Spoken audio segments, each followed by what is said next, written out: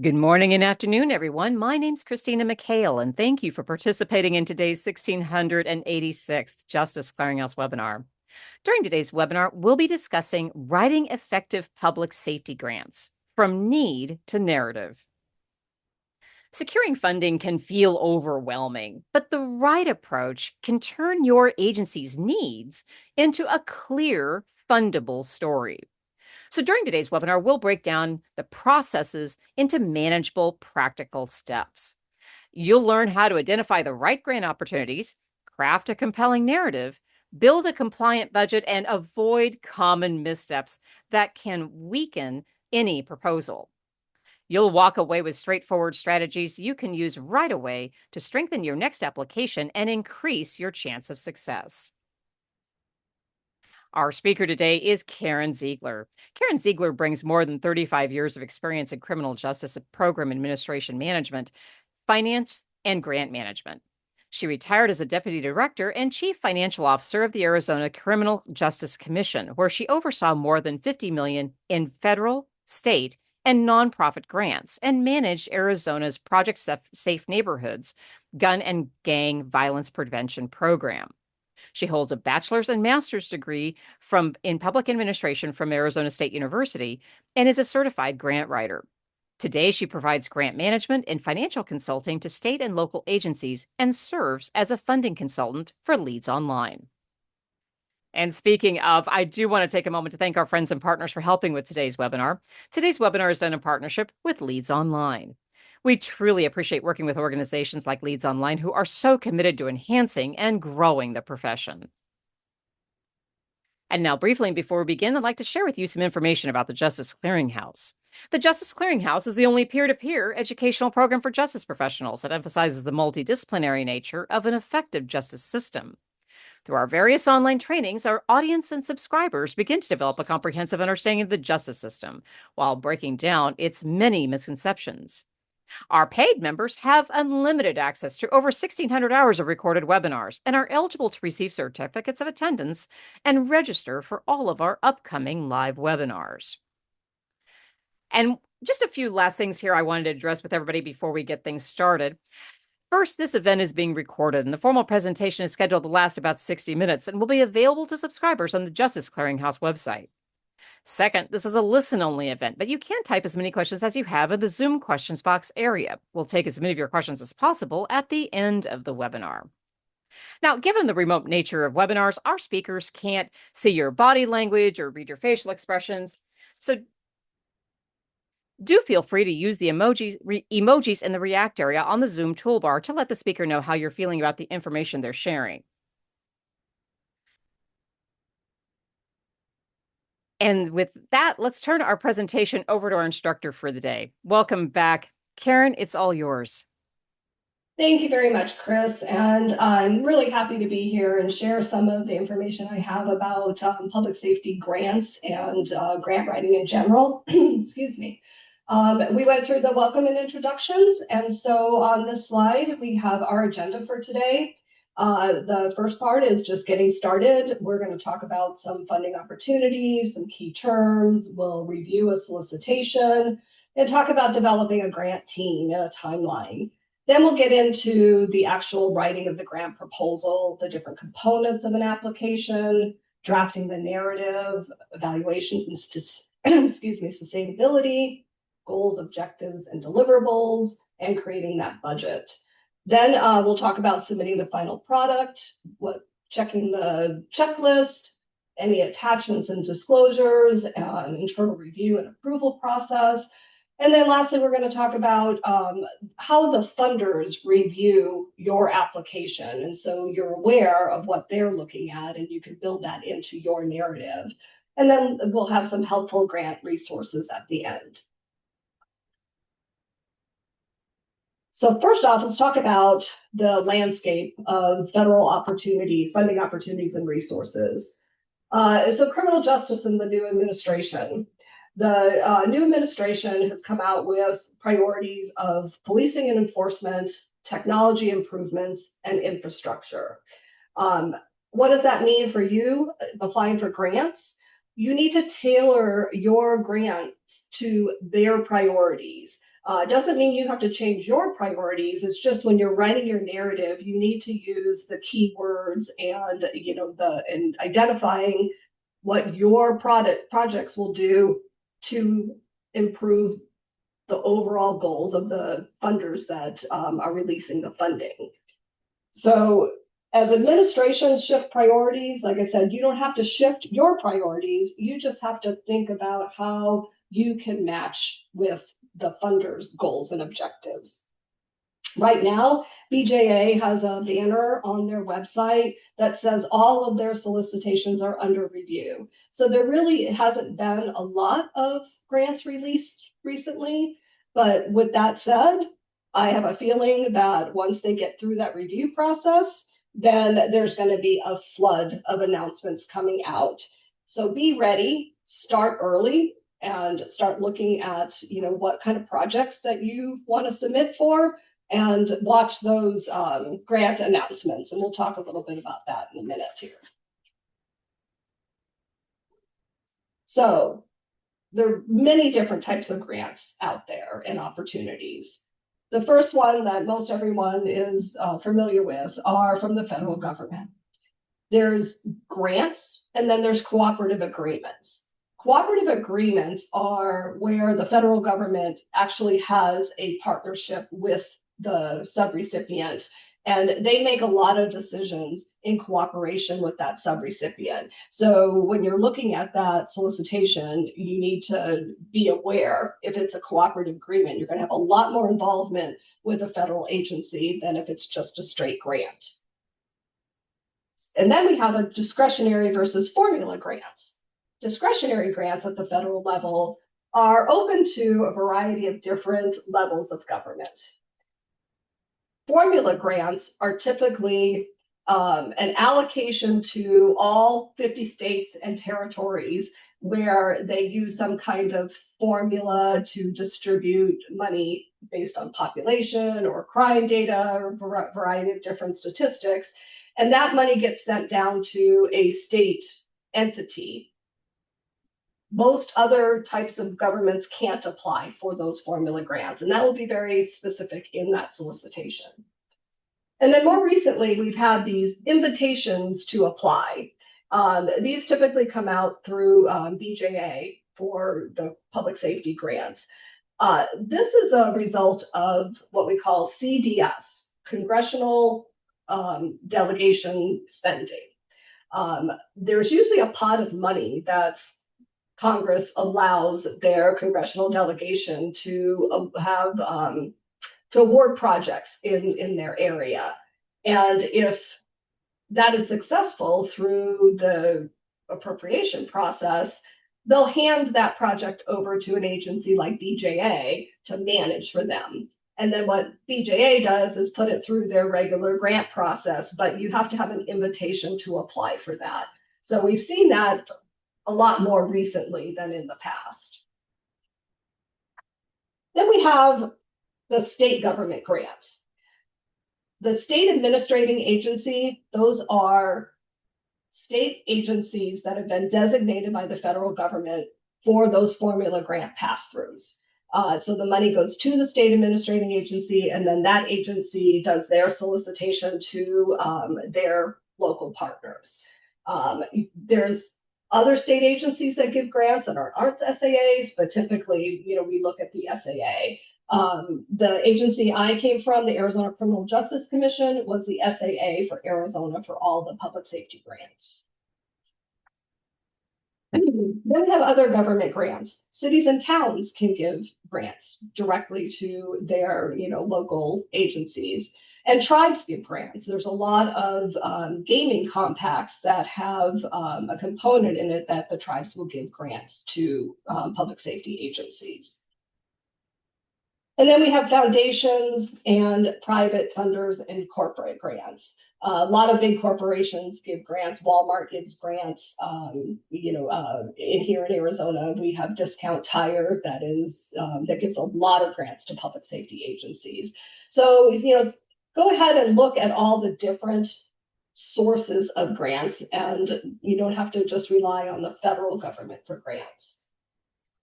On the right side of the slide here, this is where you can find most grants. Grants.gov it's the one-stop shop for all federal grants, whether it's public safety, health grants, etc.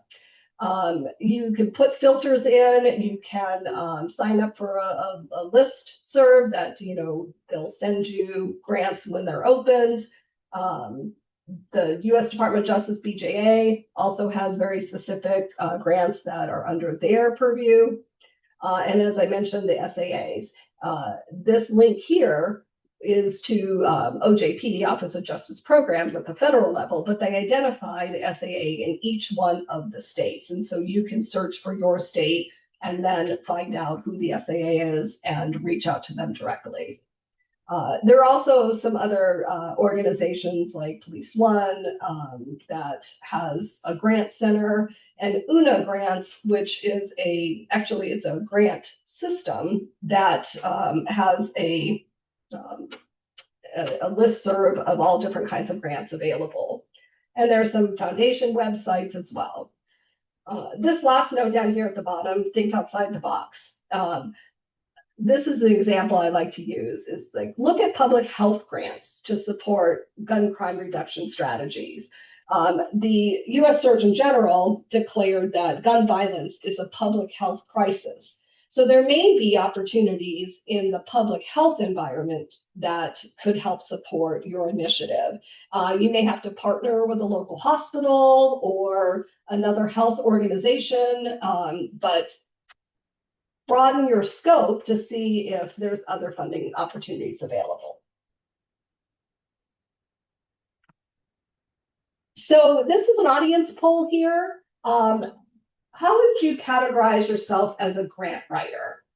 We've got 3 options: beginner, intermediate, and experienced. So this is how you feel about what your level of experience is, and it will help me tailor the rest of our discussion to what level of experience we have here. And Christina, I will hand that over to you. You bet. The polling is open again, folks. How would you categorize your own experience as a grant writer? Are you beginner? Are you an intermediate? Or are you experienced? I know I have a number of folks here chiming in the chat box area, and I am seeing a whole lot of beginners here. So going to give you oh my goodness. And we have a majority of folks who have gotten their votes in. So let's go ahead, because Karen, I know you have a bunch of information to get through. Let's go ahead and close the polling and share the results.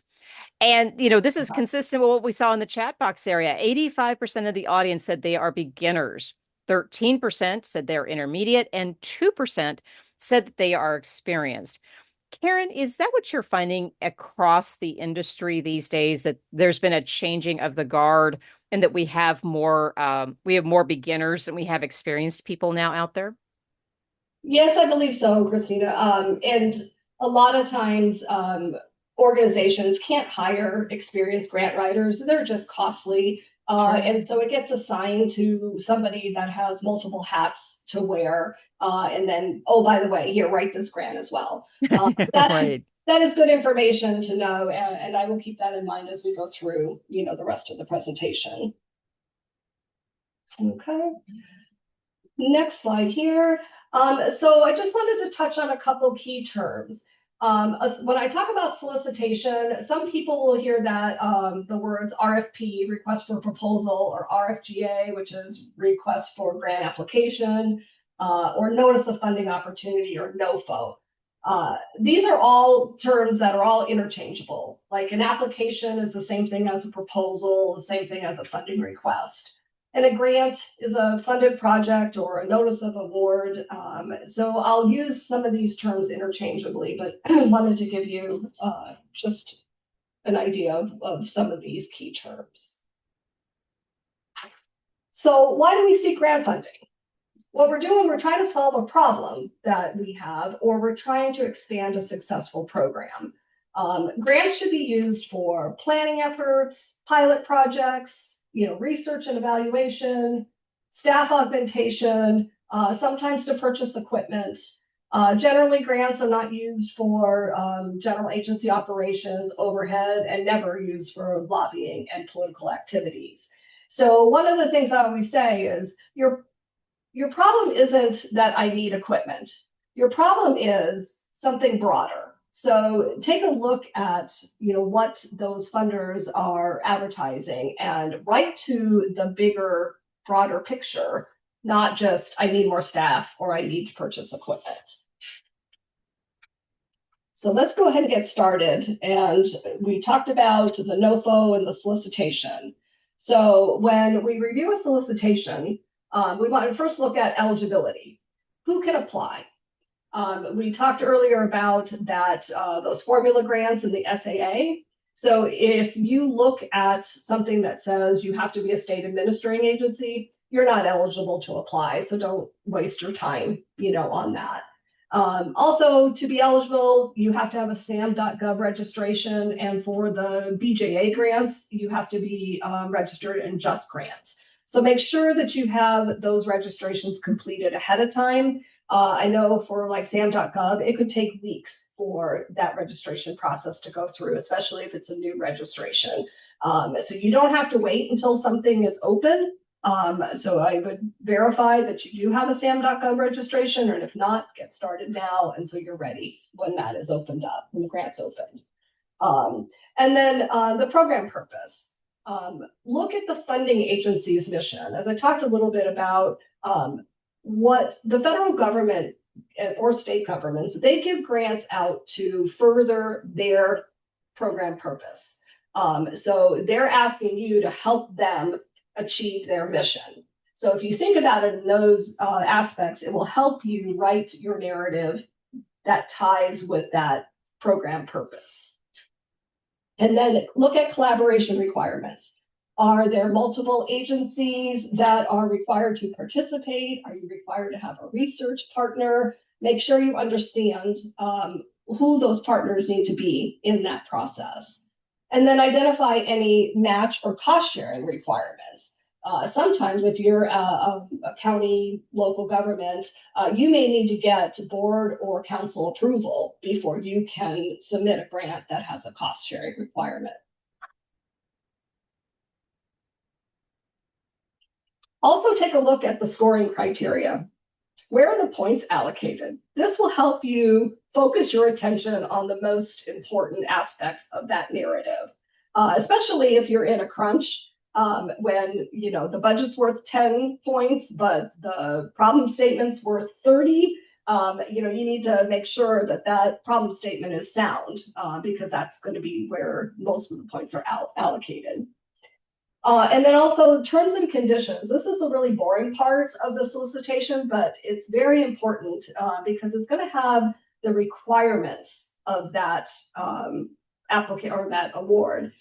Civil rights requirement, technical standards. What I've seen recently is that there's been some policy decisions put in some of these NOFOs on data sharing that has made some cities and agencies a little nervous.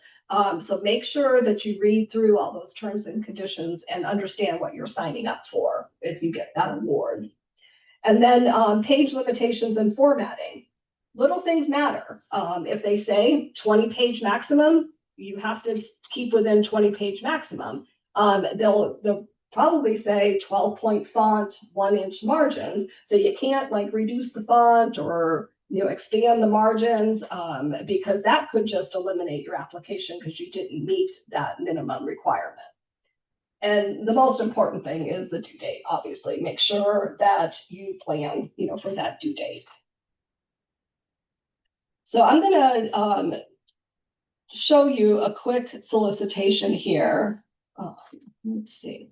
Oh, okay, here we go. Let me make this a little bigger. Christina, can you see that okay? It looks great to me. Great, okay. So this is the CJIC solicitation that was advertised a couple of years ago. We haven't seen the most recent one, but this is good to kind of show the concept. So this is your table of contents, and it has the synopsis, the program description, etc. But I'm going to scroll down just a bit here, and I want to just show you some key points. This is the federal agency's program overview, gives their statutory authority to have this program. And then here's eligibility. Native American tribal governments or other state, local, tribal law enforcement agencies and non-law enforcement agencies. So this is where you look to see if you're eligible to apply for this grant. There's some contact information here. It talks about having your SAM.gov registration and some of the requirements for submission. And then this is where the federal government's description of the project is. And it will give you some key points. This one is 2 categories: expansion of an existing CJEC, and the one down here is implementation of a new one. So each one has specific requirements, so you'll need to review that. Solicitation goals and objectives, priority areas. We're going to go through a lot of this through the presentation, but this is key here. All the federal awards will tell you how much money they have to give away and what their anticipated maximum dollar amount is, so you can stay within those parameters. This here talks about the type of award. We talked about grants versus cooperative agreement. This says that the opportunity is a grant. And then this is the cost sharing. This funding opportunity does not require a match. The how to apply. Let me scroll down just a minute. I hope I'm not making anybody dizzy here. A lot of these here are all those different requirements that I talked about. Make sure that you read through it. It will tell you the specific components of the grant that we'll go over. And any deliverables that you'll have to meet. And again, read through these, because if you get the award, you're going to be required to, deliver on that. So make sure you can do that. The budget and all of these attachments, letters of support, disclosures, all these things are in this grant. Application review process. I'm trying to get, here is where I was talking about the scores. The description of the issue, 25%, the project design, 25%. So this tells you how your application will be reviewed. So I'm gonna go back to my presentation. There we go. And everybody can see that. Okay. So let's talk about developing your grant writing team. Maybe it's just you, and you're the only one that has to do this, but I would seriously consider looking outside of just yourself to bring in some technical experts, your subject matter expert. If it's a forensics grant, it may be a scientist. If it is technology related, your IT department, just to have that additional perspective. If it's involves research, make sure you have your data collection and your statistics and your evaluation, all those folks that are going to be participating in that aspect. Budget, you may need your finance people, payroll, HR. If you're looking to fund a position, you may need a salary schedule, job descriptions, those kind of things. Editing, I think this is really important. Make sure that you have someone other than yourself as a reviewer, for quality assurance. It may be the PIO in your office. So have somebody there that can help review and edit your proposal. And then lastly, the approval. As I said, this may have to go in front of a board of supervisor or city council. If you're a police department, and it may have to go in front of your chief for review. So make sure that you have all those folks lined up if needed. And then developing the timeline. So this here is super important. The due date. So I say work backwards. We also say don't wait till the last minute to submit that application. I know that's tough, but grants.gov and some of those other portals will really slow down, or they'll have technology difficulties, or you'll have technology difficulties. So you want to see if you can get that in at least a day early. And give time for all of these things. Create your schedule, request your letters of support early. If you are having outside partners writing letters of support, they need to put that through their approval process. Sometimes it's helpful if you give them a template where you kind of write the body of what you're applying for and the project, and so then they can just add a few sentences in and get that approved. But start that process early. Allow time for multiple drafts. Like I said, maybe have to go through multiple people for review. So, those people need time to review that. And then, time to collect the data and get that budget developed.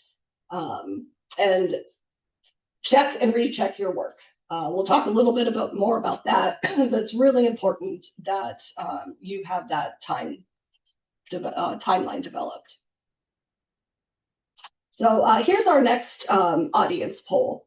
What is your greatest concern about writing a grant? So basically, what is your pain points that either you struggle with or you have fear of? So Christina, I'll let you. This is an open-ended question, so go ahead and put those comments in the chat, and Christina will review and she'll read some of those back to us. You bet. Folks, go ahead and in the chat box area, tell us, what are your biggest concerns about writing a grant? Aha, everything is the first time. That's a good point, Antoinette. David says finding applicable grants and then sending them. Another audience member said, I'm not a good writer. Terrence is saying, making sure I get approvals. Rosemary is saying, I'm not sure what to write. Struggle. And then the other folks are saying, I struggle with knowing if I'm including too much information or too little information. Striking that right balance is really important. Totally missing or understanding the importance of something. Sean is talking about the complexity of writing the grant in general. Lost an opportunity due to inexperience. I'm still a beginner, first time. Star is saying not having the answers for some of the questions. Dawn is saying making sure that it's effective and it gets the point across. A lot of these are sounding quite similar in terms of the concerns the audience is having. What are your thoughts, Karen?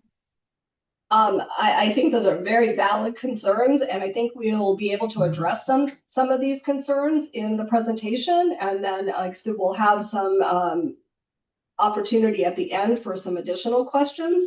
But I will keep that in mind as we go through these next slides and see if we can help ease your concerns about those. Okay, let's go on. Okay, so let's get to writing the proposal. So the main components of most solicitations are an abstract, the proposal narrative, which includes a description of the issue, or what we'll call the problem statement, project design and implementation, and this is our proposed solution, capabilities and competencies, plan for collecting the data, goals, objectives, deliverables, timeline, budget detail and narrative, disclosures and insurance. So this is the format for almost all of the federal grants through Bureau of Justice Assistance. You'll see that same layout. There could be different requirements under how you describe the issue. We're going to go through each one of those separately, but this is a good overview of how a proposal should be laid out. Even if you are writing for maybe a foundation grant or a corporate grant where they just have a free-for-all, just give us a proposal. You can use this as kind of your outline to write different types of grants. So I want to just touch on some key writing tips, and I think this addresses some of the comments that we heard. Do's. Write short, simple sentences. Use action verbs. Use third person. Don't say, I did this, we do this. Avoid the jargon. So what we want to do is make this clear and concise so the reader understands, what we're trying to convey. On the flip side, don't use complex sentences, don't use passive voice, don't use excessive acronyms. And the rule is if you're going to use an acronym, you spell it out first, put the acronym in parentheses, and then you can use the acronym through the rest of the document. And this last point here, I'd like to share. I got this from a colleague of mine. He always said, don't self-indict. What that means is, don't tell your funder what you can't do. Don't tell them how bad off you are, that you can't do something. What you want to do is tell them what your overall problem is and then how your organization can solve it. So the first part of the main component is the abstract. And the abstract summarizes the proposal. Keep in mind that this is viewable to the public. It includes the project title, some information about your organization, a brief description, which could be about a paragraph, the dollar amount you're requesting, and then some key goals and objectives. I always like to say, write this abstract last. Even though it's the first thing on the outline, you write that last because you can pull out key sentences from your proposal to do that abstract. And like even with the amount requested, you may have start with a certain dollar amount, but by the time it gets through the budget review, that dollar amount might change, and then you're going back in trying to update, the abstract. So save that piece for last. The next section here is the problem statement. This is where you identify the problem. What are we trying to solve? What is the need in your community? And again, the need isn't, I need more staff or I need equipment. The need is, I have increased crime in my area, and this, all the things that are happening that are a result of this increased crime. That is your problem. You need to collect data to show the problem. You can compare the local data to the national average. You can compare your data to a neighboring community or a neighboring state, something like that. And then really important is, what are the consequences if we don't address this problem? So share with the funder, what will happen if you don't address this. So here are some sources that you can get data. The Bureau of Justice Statistics, bjs.gov, it has a wealth of information. The Uniform Crime Report is through the FBI, and then the Justice Research and Statistical Association. Every state has a SAC, a Statistical Analysis Center, and so you can reach out to the SAC in your state, or you can go to the JRSA, website for information. A lot of the universities have criminal justice programs, and the university students would be happy to help pull stats and data together for you. The next section is the program design and implementation. So this is our project description. This is where we're going to solve the problem that we identified in that first section.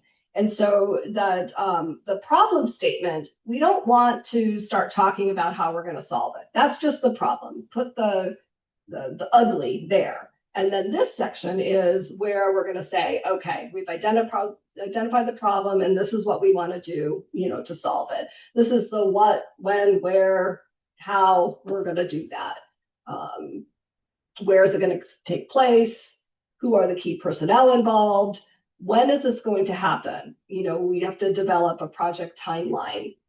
Some grants are 12 months grants, some are 24, some are 36. So depending on the what we call period of performance, you're going to build your timeline accordingly. And the next section is the capabilities and competencies. This is your organization's resume. So, excuse me. So your ability to implement the project. What key personnel do you have in their experience? It could be your grants that you have managed in the past. You could have your finance folks that are very experienced in oversight, your programmatic people that have implemented projects in the past. These are the things that you're trying to sell your organization to the funder, that that you can accept this award and complete the project. If you have a partner, like a research partner, you also include their experience as well. And then, oops, I think I skipped one here, evaluation. How do we determine success? If you have a research partner, they're going to help you with that, but maybe you're not going to have a research partner. So you want to know, how do we determine if the grant funds were successful? Did we accomplish our goals? Your funder's going to want to hear that too. We're going to collect some baseline data. So when we collect data throughout the project, we can see what our improvement is over, the course of the project. And then we review, analyze, and revise. That just means that if we're looking at data and we're not making the impact that we thought, we can tweak that project to see if that helps with our success. And then sustainability. Most grants are seed money. They're not meant to fund year after year after year. Like I said, they don't usually fund operational cost. The funder wants to get something off the ground, and then they want to see the applicant continue that effort. So you want to talk about what happens when the grant is over. How are you going to fund it? How are you going to commit to continuing the efforts of that grant or that work? Okay, and the next section is goals, objectives, and performance measures. This is tough for a lot of grant writers to be really clear and concise. And I'm sure a lot of you have heard of the SMART principles. Goals should be specific, measurable, achievable, realistic, and time-bound.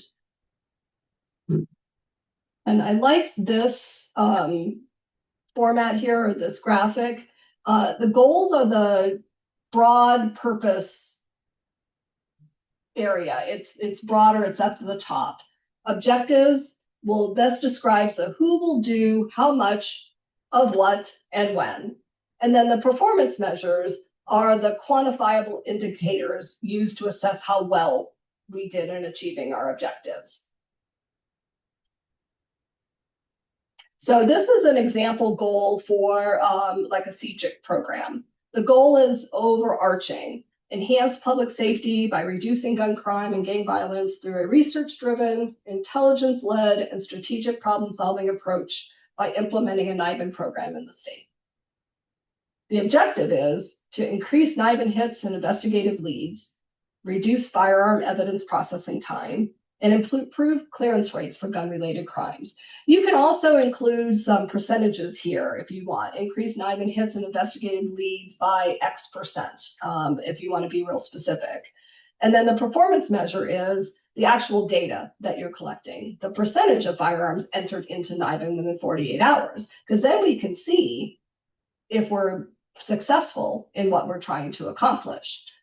Number of actionable investigative leads, and increasing clearance rates. That all goes to showing success of the project.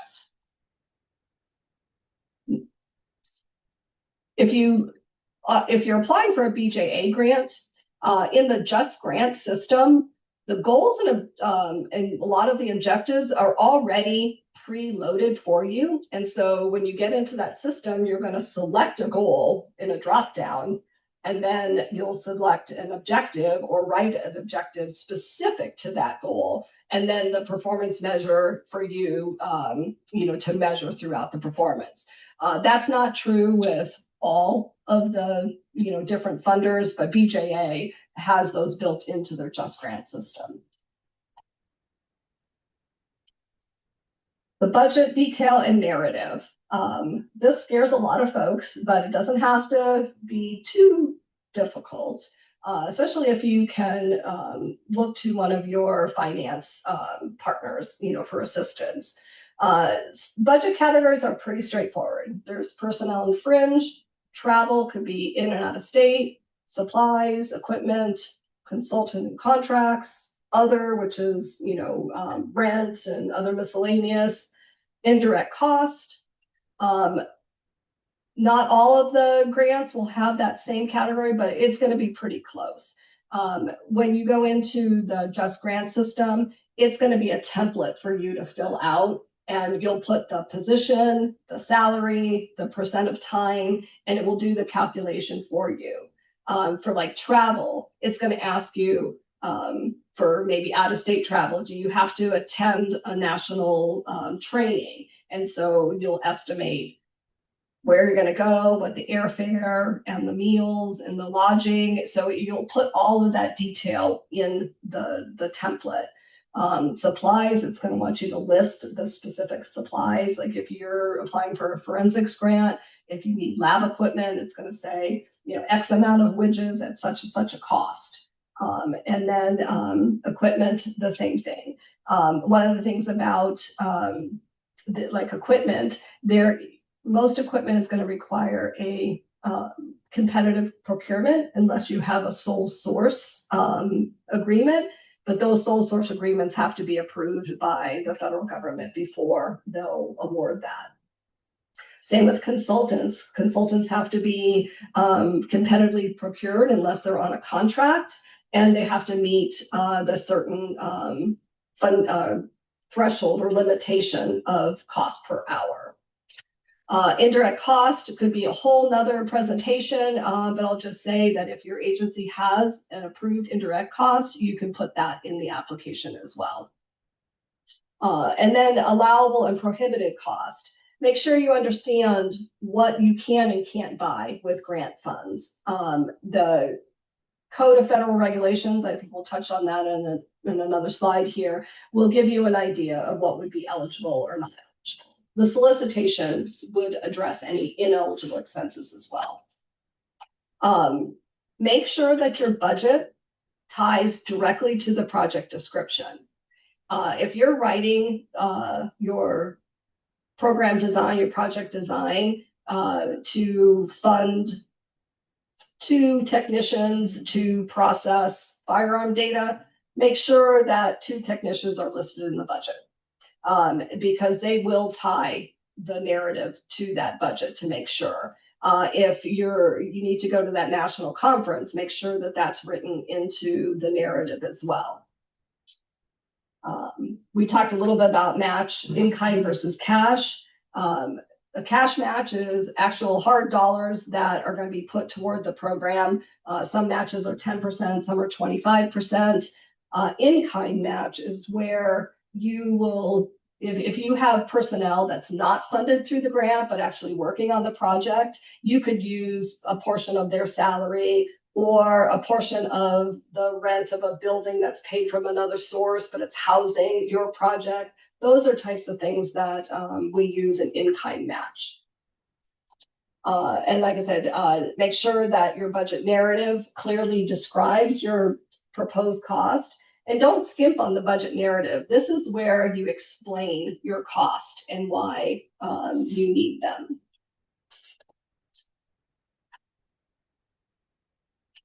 And for your proposal, like I said, make sure your costs are allowable.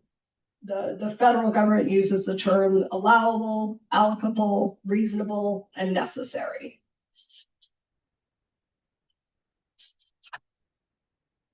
Here's some budget resources for you. The Department of Justice has recently updated their financial guide. They updated in December 2025. So here's a link for that.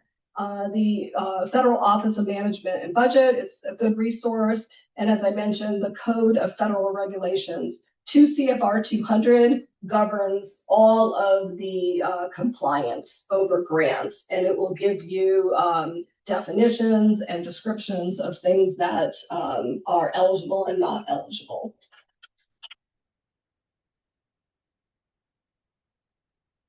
Okay. Oops, go back here. and submitting the final proposal. So, I'm sorry, here we go. All right.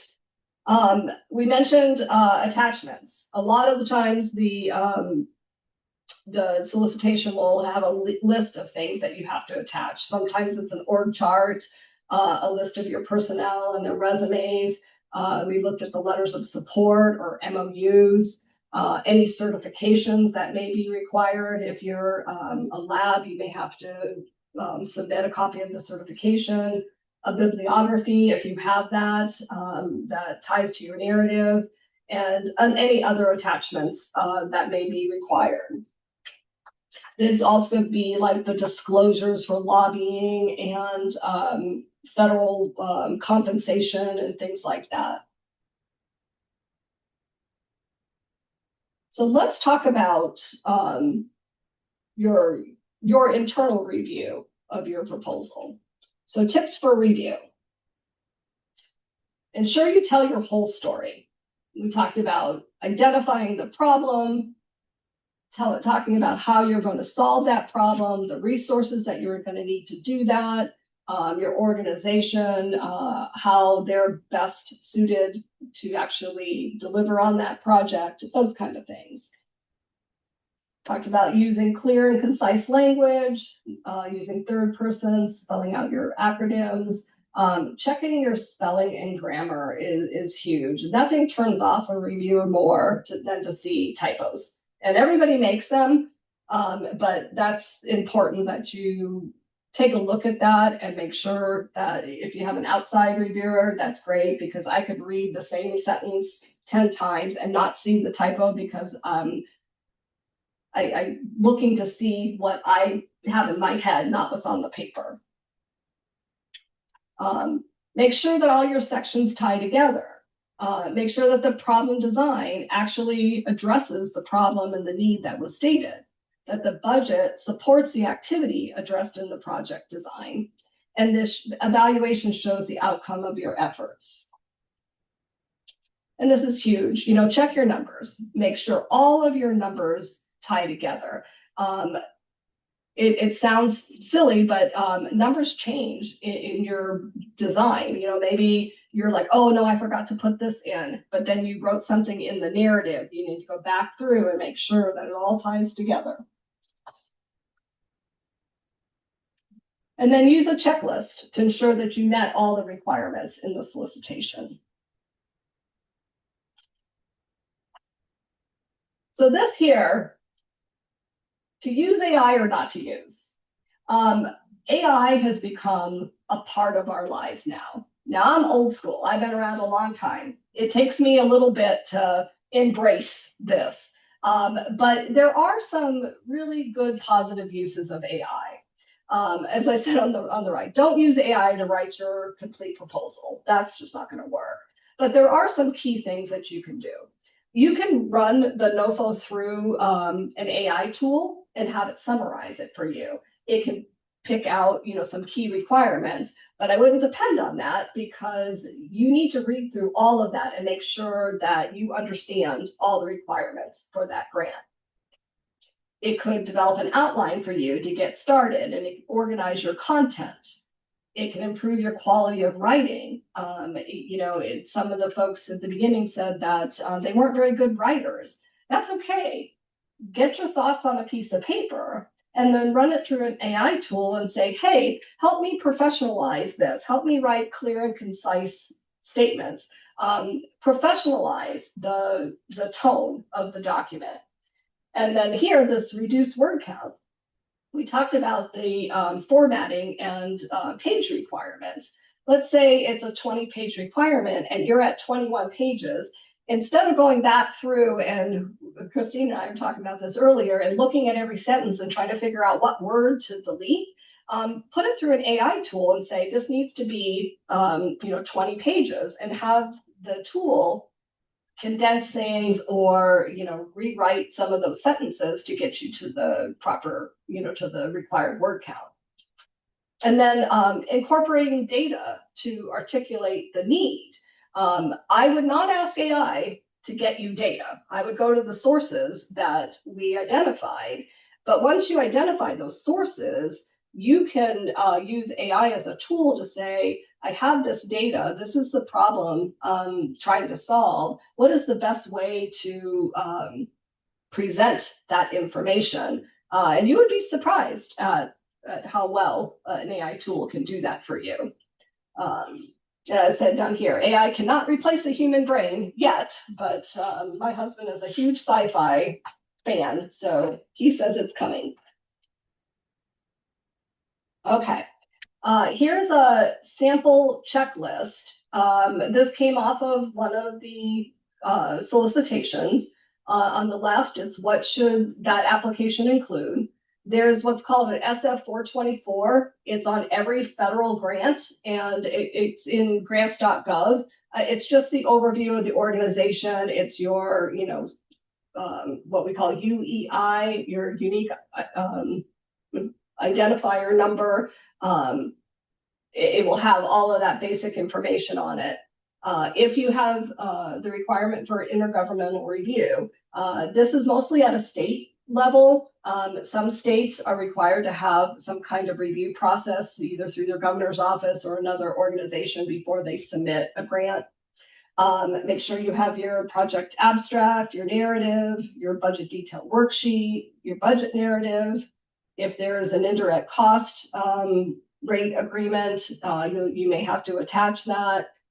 Any tribal resolutions if necessary. Let's say you want to partner with a tribal agency, you may need a resolution submitted showing that that tribal entity is willing to participate with you.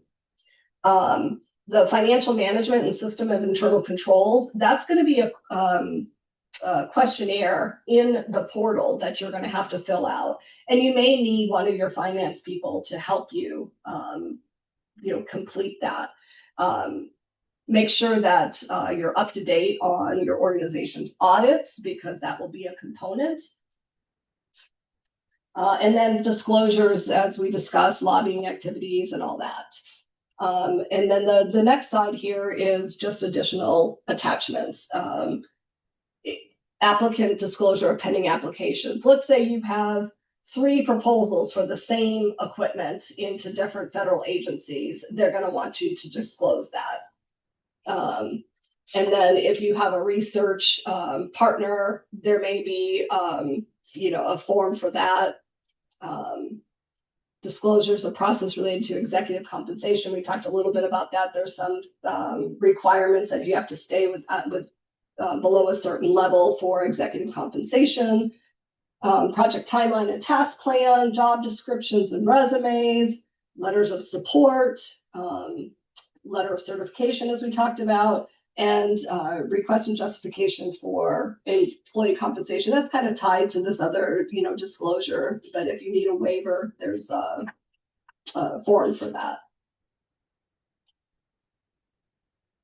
So this part here, we want to talk about what the funder is looking at when they're reviewing your application. There's usually, 3, now 4 different components. The basic minimum requirements review. This here is designed to eliminate ineligible applications. These are the basics. Are you an eligible entity applying? So if it's a formula grant and you're a city applying, they're gonna, say, nope, you're ineligible, and they're gonna, kick your application out. Some funders will say if you don't meet the page requirement or, certain formatting, they'll kick you out in this first round here. So if you pass this basic minimum requirement review, then you go to the merit and external peer review. The federal government hires subject matter experts across the country, people like me that are willing to review applications and score them. They're external because it's intended to reduce the bias in reviews. And so they're reading your application. Hopefully they know something about the business at hand. And this is where that scoring criteria comes in. They have a scorecard that they're going to read your problem statement, and they're going to check boxes and score it accordingly. And then there's a budget review to ensure the costs are reasonable, necessary, allocable to the proposed project, as we talked about. And then lastly here, this is fairly new. The federal government now is doing a risk criteria and factors, and they're passing this requirement down to their state administrating agencies as well for their subrecipients. This is where they're going to assess the risk of applying or awarding your application. So if you are high risk, that may cause higher oversight of your application. You may get visits from the funder and checking on your project. So this is something that's being built into all of the funders right now. So some of the red flags, expenses that are excessive or not justified, personnel costs, travel costs, consulting fees, equipment. These have to be, like we talked about earlier, reasonable, allocable. Your funding for your personnel can't be out of line with the funding of all your other positions. So let's say you want to fund a sergeant. That sergeant's cost can't be out of line. You can't pay them way more than what you're paying the other sergeants, just because it's grant funded. Same with the travel cost. If you have a travel policy, you'll use your travel policy. If you don't, then you can use the GSA schedule of the federal government's travel policy. And like I said, the consulting fees, there's some limitations on how much you can pay hourly rate for consultants. And this bottom one here is supplanting. I'm not sure if everybody knows what supplanting is, but it is when you take federal or state funder money and you replace it with money that you had already budgeted. So let's say you budgeted for a NIDA machine and it's in your approved budget for the next fiscal year. And then you write a grant and you got funding. So now what you're going to do is take the federal funding and you're going to say, I'm going to use my local money that was already approved for something else. So you can't do that. That's supplanting.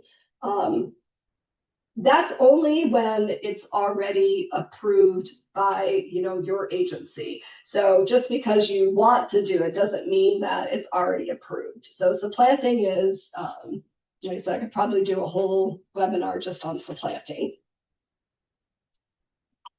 Okay. And then lastly here about the reviewers process. Always request reviewers' comments and feedback.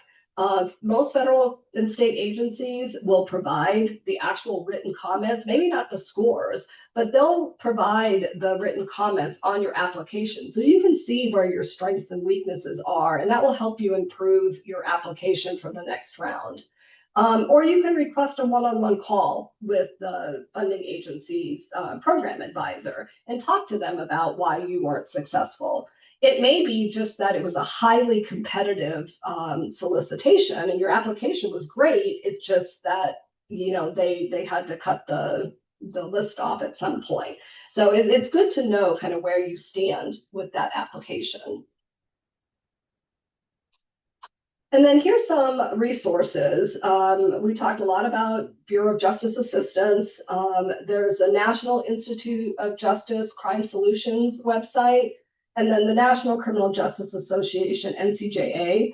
NCJA is an organization of all of the state administrating agencies. So there's a lot of really good resources there.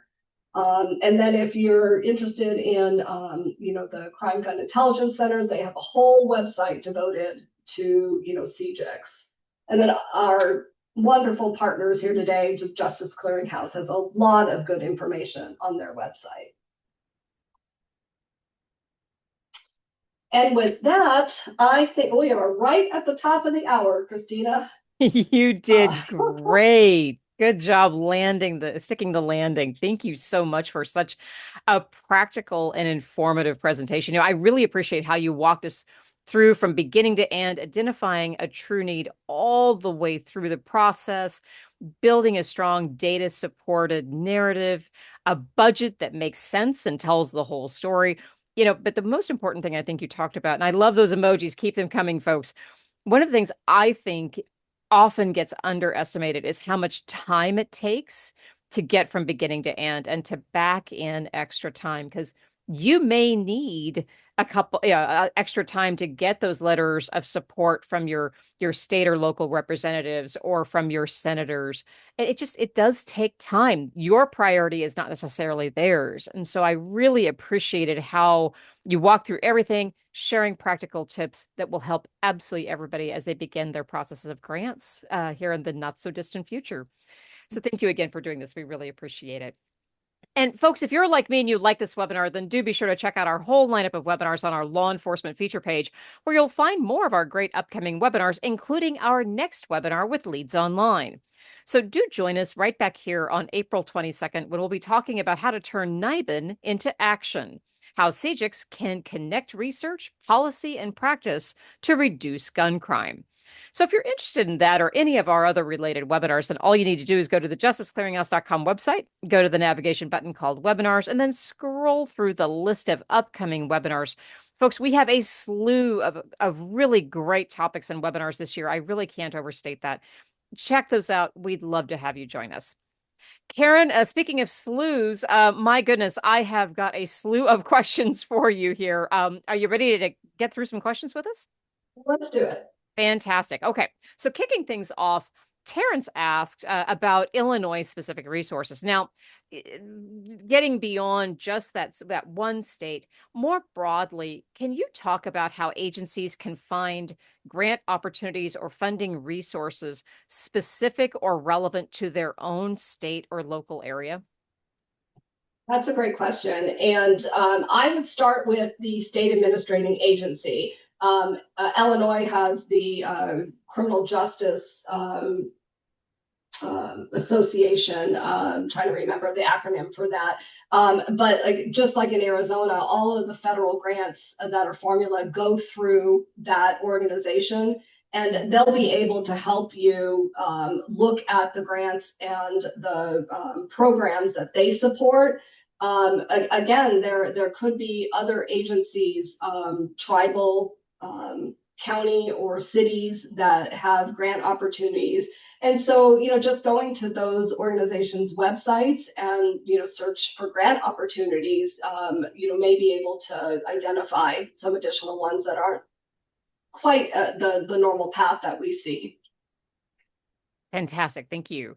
Next question. Shane asked, can you give an example of a third person sentence that would talk about using the funds? So in other words, translate how most of us speak in first person terms. How do you rewrite that sentence into third person? Can you explain that? I guess a great example is, like I said, don't use I or we. That is first person. Don't use my agency. Use the Arizona Criminal Justice Commission seeks an award for.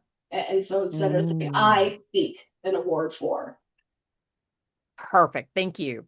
Next question. John wanted to know, one of the limits in a BJA grant that I was looking at said 22,500 characters.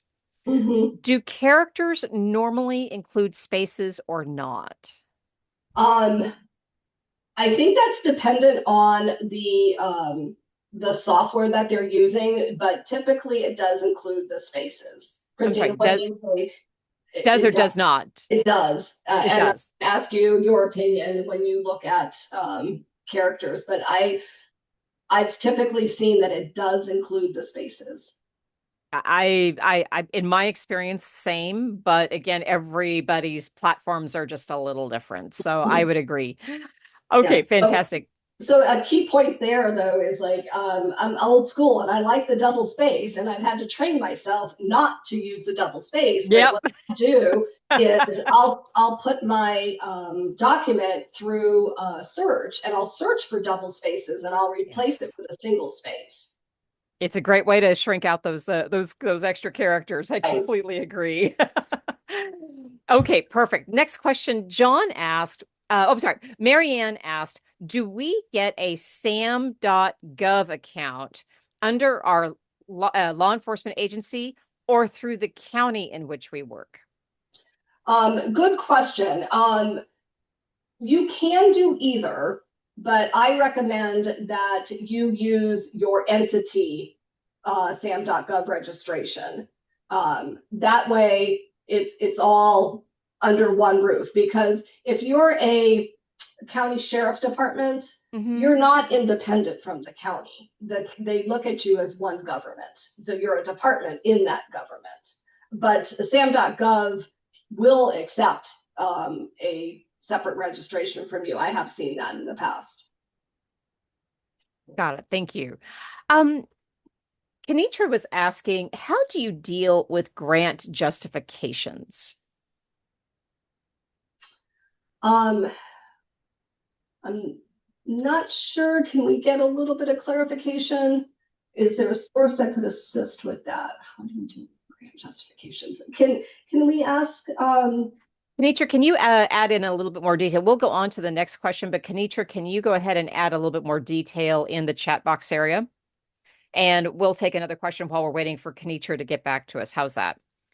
Taylor was asking, I am currently working on a grant that requires a co-applicant with a victim services organization. The main victim services organization in my county does not offer the services that we would want, but an out-of-county does. But there has been a lot of hassle with administrative red tape. Any tips on how to navigate grant partnerships where the other partnership's feelings are hurt by your choice to partner elsewhere? That is a great question, and it happens all the time.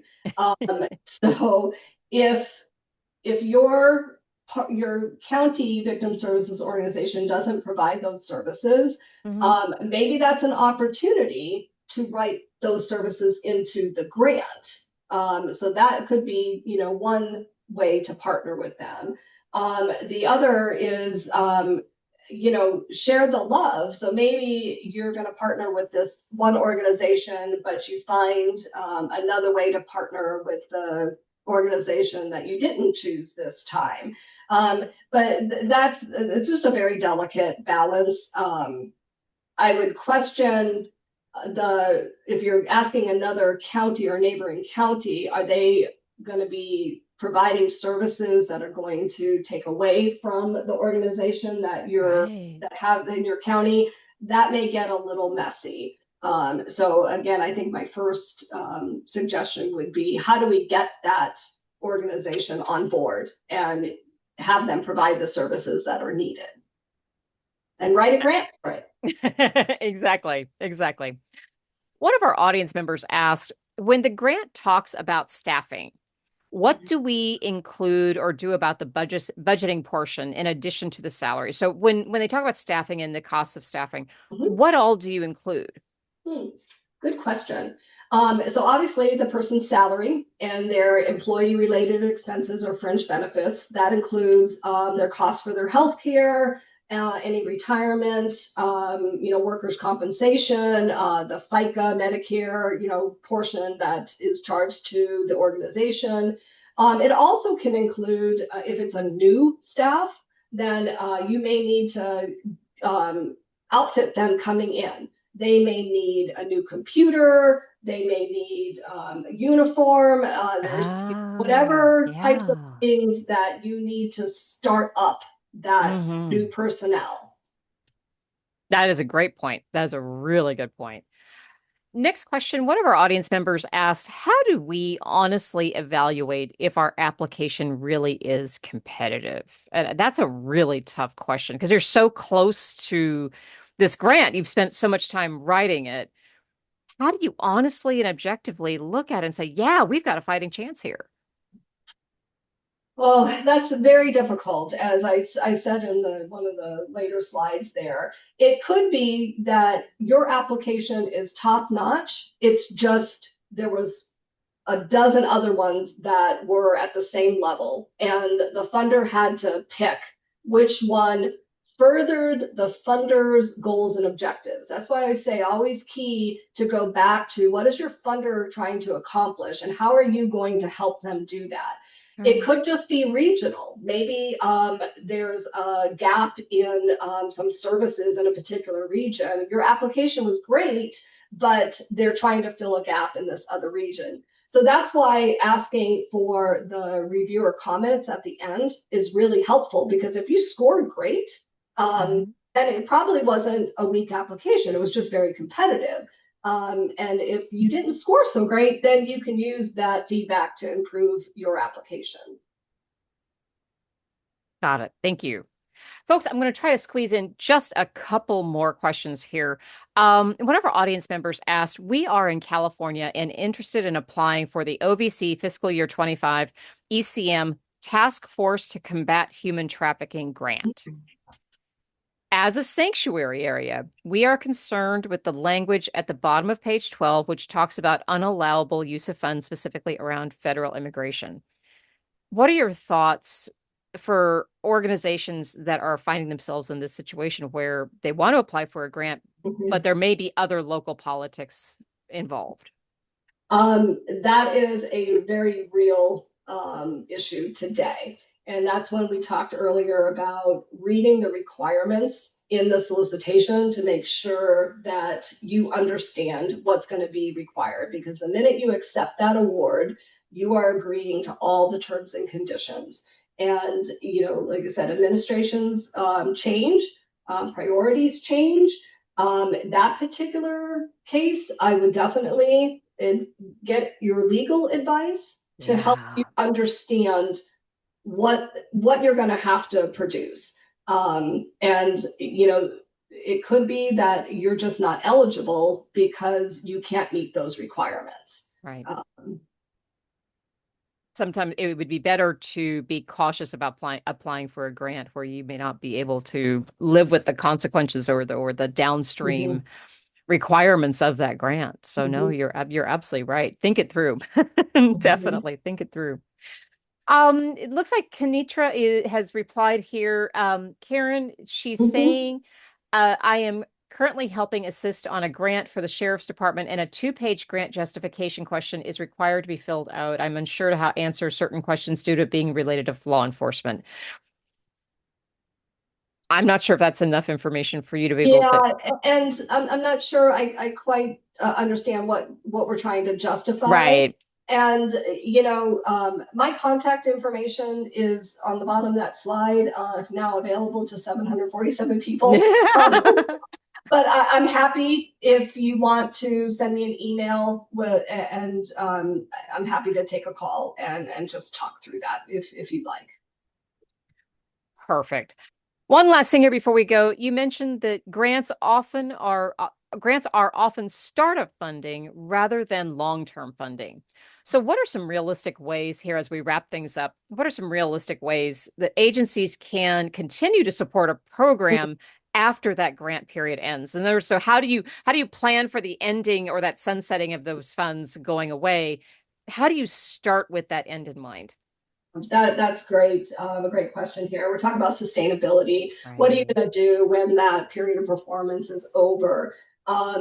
One option is start planning with your budget folks now and put in a budget request to your organization for continued funding when that grant expires. Let's say you start a NIBIN program and you got the equipment, but you need to get the staffing on board. So submit that budget request for continuation.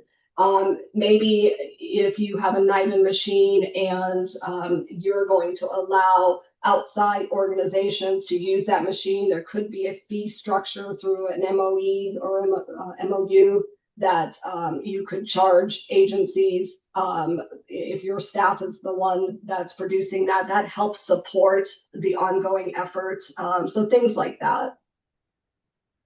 Perfect. Thank you so much for helping us think through this and for a fantastic presentation today. I really appreciate it. And clearly, with all of the questions that came in from the audience today, Clearly everybody got a lot from your presentation. So thank you again for such a fantastic presentation.